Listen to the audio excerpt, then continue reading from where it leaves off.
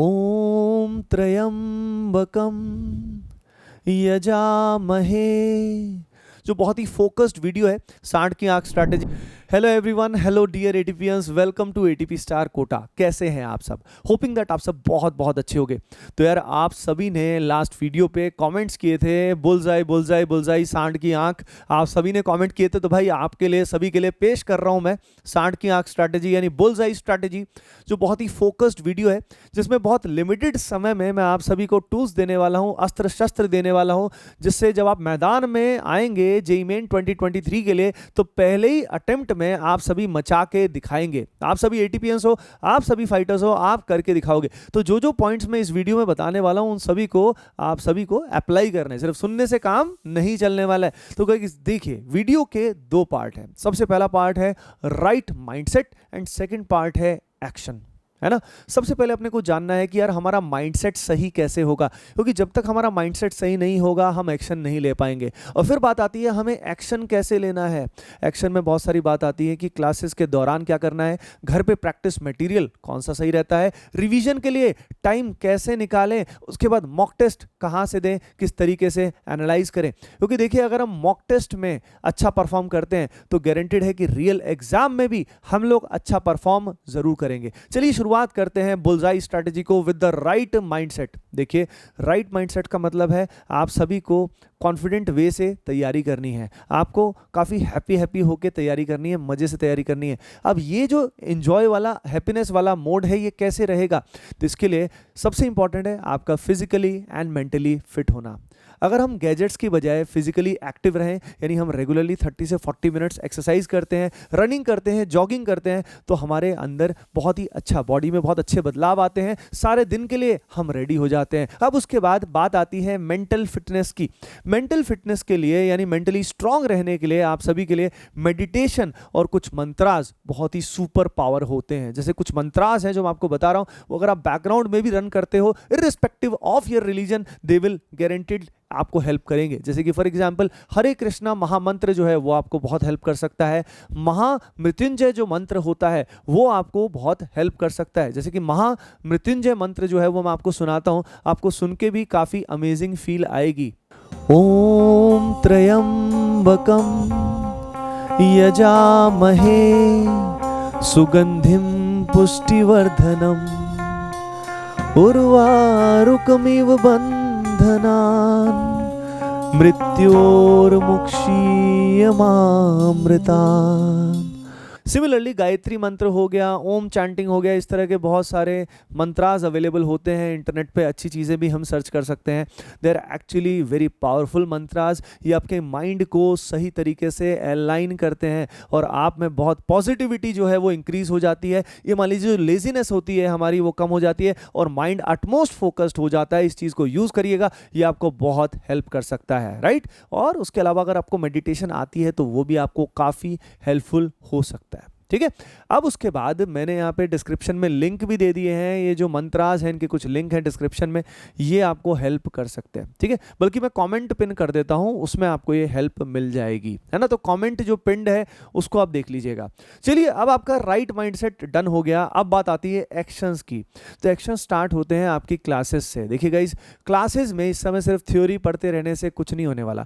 Classes में आपका focus practice पे ज़्यादा होना चाहिए, यानी कंसेप्ट को समझने के बाद जो भी सवाल क्लास में कराया जाए हमेशा एग्जाम मोड में रहे, यानी हर सवाल को इज्जत देनी होगी। दिक्कत कहाँ फंसती है, हम क्लास में बहुत ही कैजुअली पढ़ रहे होते हैं, फोकस से पढ़ नहीं रहे होते, हमारा एनर्जी उतना हाई नहीं होता है, तो उस कारण क्लास का समय हमारा वेस्ट हो जाता है। हमको क्लास के समय को सेल्फ स्टडी में बदलना है। अगर क्लास का समय सेल्फ स्टडी में बदल गया और प्रैक्टिस हमारी बढ़ गई तो सोचिए पूरे दिन की प्रोडक्टिविटी कितनी एनहेंस हो जाएगी। तो क्लासेस में प्रोडक्टिविटी को इंप्रूव करें और हर सवाल को इज्जत देके बहुत अच्छे तरीके से सिंसियरली अटेम्प्ट करें। गलती करने की कोशिश ना करें, क्योंकि जो गलती क्लास में करता है वो घर में भी लगातार गलती करेगा और मॉक टेस्ट में भी गलती करेगा।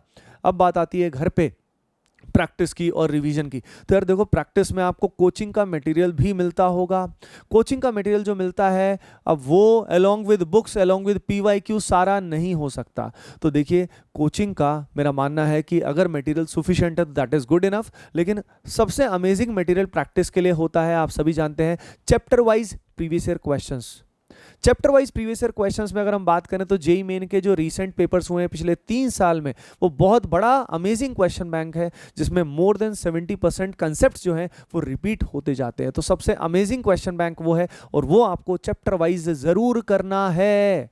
अब उसके बाद आप सभी जेईई एडवांस्ड के जो एससीक्यू हैं, पीवाईक्यूज हैं, उनको आप जरूर करिए, क्योंकि काफी क्वेश्चन जेईई मेन में वहीं से रिपीट हो जाते हैं।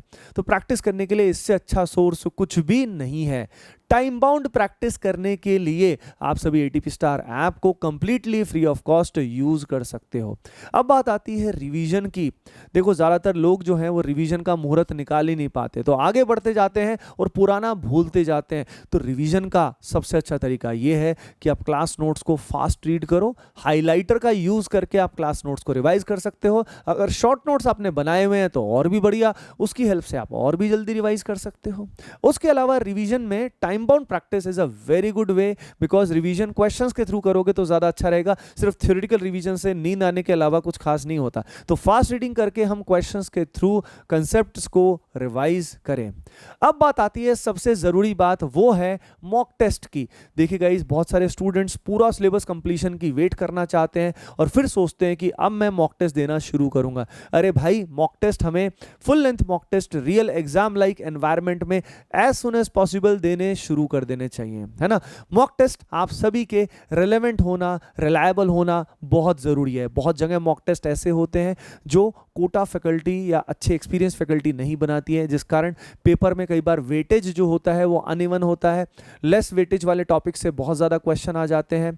उसके अलावा अनबैलेंस्ड पेपर होता है, या तो बहुत ज़्यादा डिफिकल्ट होता है या बहुत ज़्यादा आसान होता है। तो आपको असेसमेंट नहीं हो पाता है कि आप रियल में कहाँ स्टैंड करते हो। तो आपको सही मॉक टेस्ट देने चाहिए, राइट। आप सभी के लिए हम एटीपी स्टार की टेस्ट सीरीज लाने का प्लान कर रहे हैं, जिसको बोलते हैं एओटीएस, जो स्पेसिफिकली जेईई मेन 2023 के लिए टारगेट करेगी।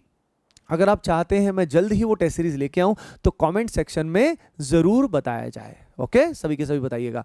अब देखिए, मॉक टेस्ट सिर्फ देने से काम नहीं चलता है। मॉक टेस्ट आपको रेगुलरली देना शुरू करना है एज सुन एज पॉसिबल, और जितना कॉन्फिडेंस बढ़ता जाएगा उतनी फ्रीक्वेंसी भी बढ़ाइएगा। लेकिन अब उसके साथ मॉक टेस्ट को एनालाइज भी करना बहुत जरूरी है, ताकि आप अपनी गलतियों से सीखें और इंप्रूव करें। यानी अब आपकी सारी प्रिपरेशन जो है वो मॉक टेस्ट के अराउंड चलेगी। मॉक टेस्ट के हिसाब से आप अपने सिलेबस की तैयारी करोगे, राइट। तो मॉक टेस्ट में आपका स्कोर इंक्रीज होता जाएगा। आगे जाके मैं मॉक टेस्ट को एनालाइज कैसे करते हैं वो भी आपके लिए लेकर आने वाला हूं। अगली एक बहुत ही इंपॉर्टेंट बात यह है कि बहुत सारे स्टूडेंट्स पहले अटेम्प्ट से पहले, फर्स्ट अटेम्प्ट से पहले अगर पूरा सिलेबस करने की कोशिश करेंगे, तो कुछ स्टूडेंट्स तो ऑलरेडी कर चुके हैं, उनकी बात अलग है, लेकिन मेजॉरिटी स्टूडेंट्स हर चैप्टर को अच्छे से नहीं कर पाएंगे। अब एक बात बताओ, अगर आप हर एक चैप्टर को अच्छे से नहीं करोगे, या जितने भी चैप्टर्स किए अच्छे से नहीं करोगे, तो स्कोर नहीं आएगा। याद रखिए, स्कोर उन्हीं चैप्टर से मेनली आएगा जो आपके स्ट्रांग होंगे, ठीक है। अब दिक्कत कहाँ फंसती है, हमें पता ही नहीं होता कितने चैप्टर्स वीक हैं, कितने चैप्टर्स हमारे मॉडरेट लेवल पे हैं, कितने हमारे स्ट्रांग हैं। यानी हम स्वोट एनालिसिस, SWOT जो एनालिसिस है वो नहीं कर पाते हैं, जिस कारण हम प्रायोरिटाइज नहीं कर पाते कि किन चैप्टर्स को हम पहले करें, है ना। तो उसके लिए हमने एक बहुत ही एनालिसिस करके, रिसर्च करके एक बहुत ही अमेजिंग टूल बनाया है, जिसको हमने बोला है स्वोट एनालिसिस टूल। ये हम अपने पेड स्टूडेंट्स को देते हैं, लेकिन अगर आप चाहते हो कि आपके लिए स्वॉट एनालिसिस टूल हम लोग दें आपको, तो कमेंट सेक्शन में बताइए। ज़्यादा से ज़्यादा अगर कमेंट्स आएंगे तो हमारा भी मन करेगा कि भाई आपको भी वो टूल चाहिए। इसकी हेल्प से आप प्रायोरिटाइज कर पाओगे कि आप कहाँ पे स्टैंड करते हो, मतलब किन चैप्टर्स को आपको प्रायोरिटाइज करना है। क्योंकि सारा सिलेबस करने के चक्कर में कई बार हम हर चैप्टर को अगर मॉडरेट या वीक रख देंगे तो मार्क्स हमारे नहीं आएंगे। ये बहुत ही बड़ा ब्लंडर है जो स्टूडेंट करते हैं, पूरा सिलेबस कंप्लीट करने के चक्कर में फंस जाते हैं और ये मान लीजिए कुछ भी हासिल नहीं हो पाता है। अगली चीज होती है क्रैश कोर्स। देखिए गाइस, एक अच्छा crash course, well designed crash course जो प्रॉब्लम प्रैक्टिस पे फोकस्ड है, वो इस समय आपको रिवाइज करने में और प्रैक्टिस करने में बहुत हेल्प कर सकता है, राइट। तो एक अच्छा क्रैश कोर्स आपको हेल्प कर सकता है। आप सभी स्टूडेंट्स के लिए हम लोग इसीलिए RBC लेकर आ रहे हैं, जिसका नाम है रैंक बूस्टिंग कोर्स। और ये जो बैच है 2 नवंबर से स्टार्ट हो रहा है, online as well as offline. आप सभी डिस्क्रिप्शन में दिए हुए गूगल फॉर्म को अभी के अभी जरूर फिल करें for special discount code. Hoping that ये वीडियो आप सभी के लिए हेल्पफुल रहा होगा। Make sure you hit the like button and subscribe the channel right now. All the best and love you all.